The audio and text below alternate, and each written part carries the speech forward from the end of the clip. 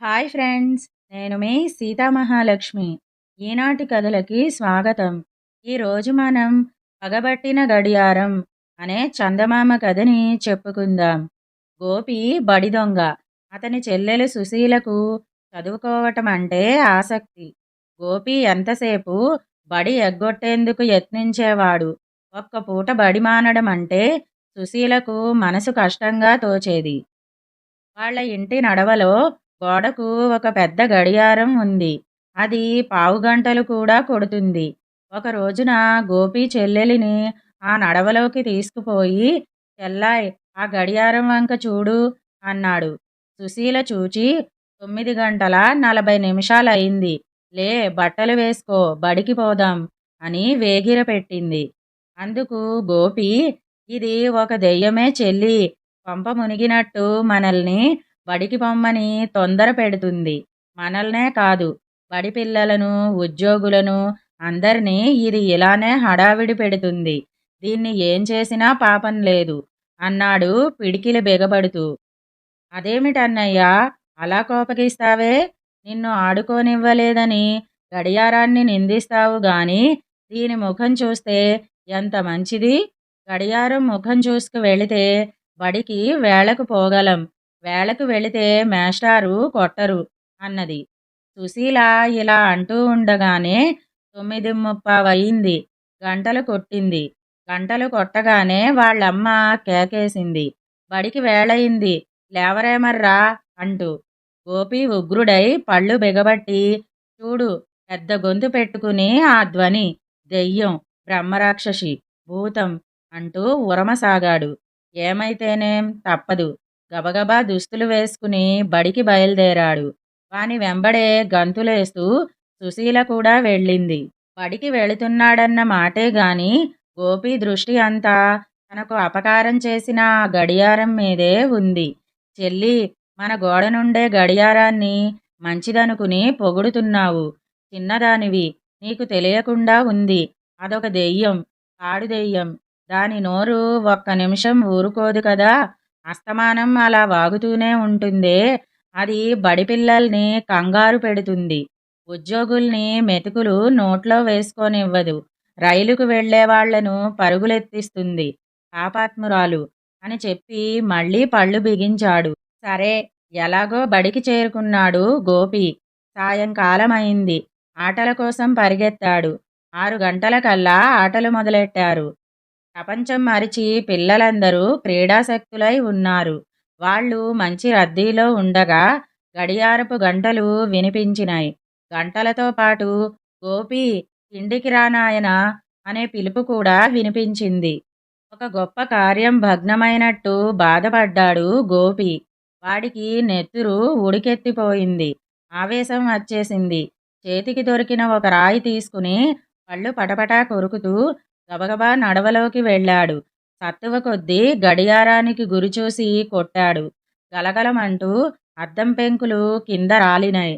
అదే గోపి చెవులకు వినబడిన ఆఖరు చప్పుడు. అప్పటినుంచి బుద్ధి వచ్చిన బడి పిల్లవాడిలాగా మరి ధ్వని చేయక ఊరికే ఉంది ఆ గడియారం.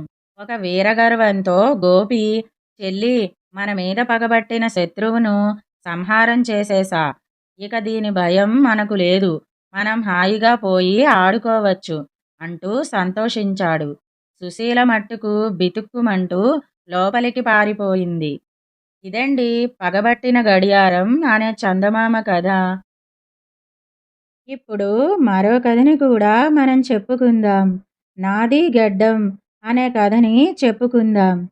అనగా అనగా ఒక ఊరిలో 2 స్నేహితులు ఉండేవారు. వాళ్ళిద్దరూ బాగా వ్యాపారం చేసి డబ్బు కూడబెట్టుతున్న వాళ్లే. అయితే మొదటివాడు కొంచెం ఖర్చు మనిషి. రెండోవాడికి ఎంత వచ్చినా ఇంకా రావాలి అనే కాంక్ష ఎక్కువ. మొదటివాడికి నున్నటి గుండు. రెండోవాడు ఏ కారణం వల్లనో గెడ్డం పెంచాడు. ఒక రోజున ఇద్దరూ సరదాగా మాట్లాడుకుంటూ ఉండగా మొదటివాడు, "నేస్తం, ఇన్నాళ్ళాయే నీ ఎదుట అనలేదు కానీ నీ గెడ్డం చూస్తే ఎంతో ముచ్చట వేస్తోందోయ్. ఇంతవరకు నేనెన్నో గడ్డాలు చూసుకుంటూ వస్తున్నా. నీ గెడ్డంలాంటి గడ్డం మట్టుకు మన దేశంలోనే లేదంటే నమ్ము అన్నాడు. ఇందుకు రెండోవాడు మురిసిపోతూ, అవును మిత్రమా, అందరూ అలాగే అంటున్నారు. అంతేకాదు ఎంతోమంది నా గడ్డం మీద కన్నేశారు కూడాను.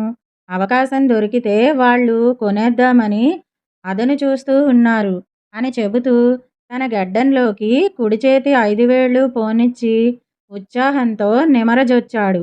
ఈ మాట వినగానే మొదటివాడు ఆత్రంతో, ఎవడో ఎందుకు, నేనే కొంటా, ఎంతో చెప్పు అన్నాడు. ధనాశగల రెండోవాడికి మనస్సులో అనేకమైన ఊహలు ఒక్కసారిగా పరుగులెత్తినాయి. అప్రయత్నంగా మాట వరసకు ఇలా అనేశాడు, అయితే ఒక 1000 మొహరీలు ఇయ్యి చూదాం అని. ఓ, దానికేం, తప్పకుండా తీసుకో. ఇంకా నువ్వెంత గొప్ప వెల కోరతావో అనుకున్నాను సుమా అంటూ గభీమని జేబులోనుంచి తీసి కొంత సొమ్ము భయానా ఇచ్చాడు మొదటివాడు. ఇందుకు రెండోవాడు బిత్తరపోయాడు. మొదటివాడు ఒకే ఒక షరతు పెడుతూ, ఒరేయ్, ఇంతటి నుంచి ఆ గడ్డం నాది. అయితే నీ సొమ్ము నీకు పూర్తిగా చెల్లించి నా గడ్డం నేను తీసుకునే వరకు దాన్ని నీవు జాగ్రత్తగా కాపాడవలసి ఉంటుంది. తెలిసిందా? నా గడ్డానికి నా ఇష్టప్రకారం తైలం రాయాలి. నేను చెప్పిన విధంగా దాన్ని కత్తిరిస్తూ ఉండాలి అని హెచ్చరించాడు. ఓస్, దానికేముంది అని అనుకుంటూ రెండోవాడు వెంటనే వాని షరతుకు అంగీకరించాడు. వ్రాతపూర్వకంగా పత్రాలు రాసుకున్నారు. మొదటివాడు మళ్ళీ ఇంకోసారి హెచ్చరించాడు.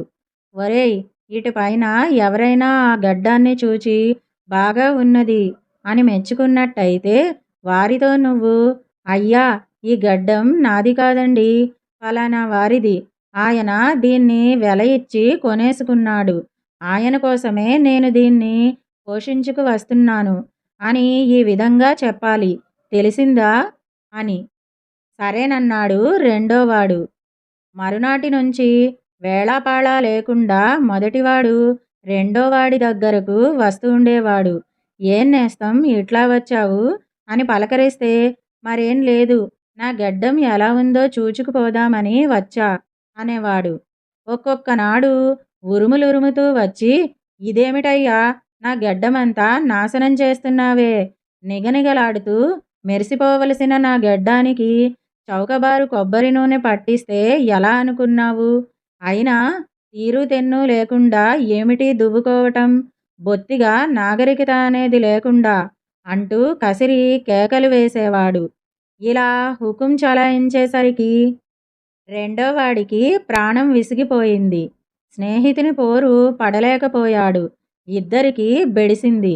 బాబూ, నీకు పుణ్యముంటుంది. ఏదో గడ్డి తిని డబ్బాస చేత ముందు వెనకలు ఆలోచించకుండా ఒప్పుకున్నాను. నా గడ్డం మళ్ళీ నాకిచ్చెయ్యి. నీ డబ్బు నీవు తీసేసుకో అని ప్రాధేయపడ్డాడు. మొదటివాడు ఒప్పలేదు.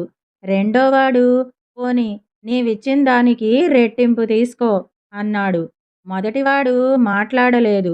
రెండోవాడు ఎలాగైనా ఈ పీడ వదిలించుకుందామని 4000 ఇస్తానన్నాడు. ఇది ఎంతవరకు పోతుందో చూద్దామని మొదటివాడు వేడుక చూస్తూ బెట్టుగానే ఉంటూ వచ్చాడు. రెండోవాడికి ఏమీ తోచింది కాదు. గట్టి చిక్కులో పడ్డాడు. ఇలా ఉండగా ఒకనాటి రాత్రి మొదటివాడు మామూలుగా వచ్చాడు. రెండోవాడు గాఢ నిద్రలో ఉన్నప్పటికీ సంశయించక మొండి చొరవతో గడ్డం పట్టుకు లాగాడు. ఆశ్చర్యం! గడ్డం పళంగా వాని చేతిలోకి ఊడి వచ్చేసింది. మొదటివాడు గభీమని లేచి గోల చేసుకుంటూ న్యాయాధికారి దగ్గరకు పోయి మొరపెట్టుకున్నాడు. తెలివిమంతుడైన న్యాయాధికారి ఇద్దరి ఉద్దేశాలను క్షణంలో గ్రహించేశాడు. విచారణ జరిపించాడు. గడ్డం నేను కొన్నాను, హక్కు నాది అనే ధీమాతో మొదటివాడు స్నేహితుణ్ణి హింసలు పెట్టడం, వాడు పెట్టే యాతనలు పడలేక రెండోవాడు మాయగడ్డం అంటించుకోవటం వెల్లడయింది. మొదటివాడు అర్ధరాత్రప్పుడు పనిగట్టుకు వెళ్ళి బలవంతాన లాక్కున్న గడ్డం తనే పట్టుకుపోవలసిందని, రెండోవానికి అతను ఇయ్యవలసిన బాకీ గెడ్డం ఖరీదు ఖర్చులతో సహా తక్షణమే చెల్లించవలసిందని న్యాయాధికారి తీర్పు చెప్పాడు. ఇదండి 'నాది గెడ్డం' అనే చందమామ కథ.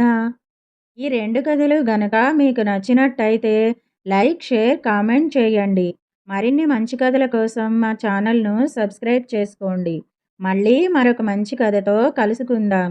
అంతవరకు వింటూనే ఉండండి ఈనాటి కథలు.